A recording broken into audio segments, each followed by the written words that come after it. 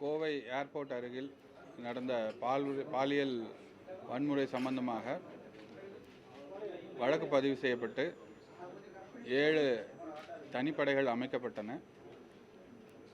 7 தனிப்படைகளும் பல்வேறு விதமான evidence, scientific evidence collect பண்ணி அதில் சில சஸ்பெக்ட்ஸை நேரோவின் பண்ணாங்க.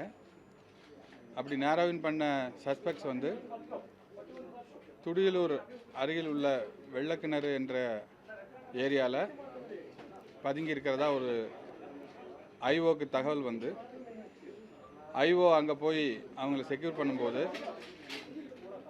அவங்க வெப்பன் யூஸ் பண்ணி அங்கே வந்த காவலர் ஒருவரை வந்து தாக்கியதால் மினிமம் ஃபோர்ஸ் யூஸ் பண்ணி அவர்கள் துப்பாக்கி யூஸ் பண்ணி அவங்க காலில் சிறு காயம் ஏற்பட்டுள்ளது.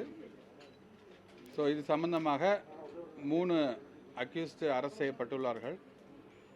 அவங்க விபரம் வந்து Sathish alias Karuppusamy, Guna alias Thavasi, Karthi alias Kaleeswaran.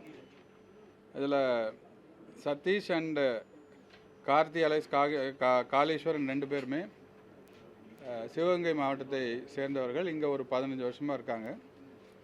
தவசி அலைஸ் குணா வந்து மதுரை கருப்பாயூரணி சார்ந்தவர். இங்கேயும் ஒரு 10-15 இயர்ஸ் மேலே இங்கே இருக்காங்க.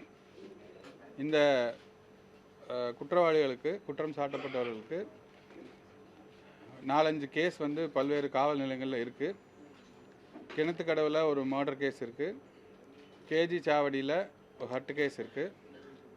துடியலூர் பிளமேடில் சிம்பிள் தெஃப்ட் கேஸ் இருக்குது.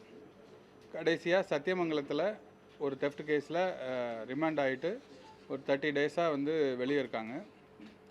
ஸோ இதுதான் நடந்திருக்கு.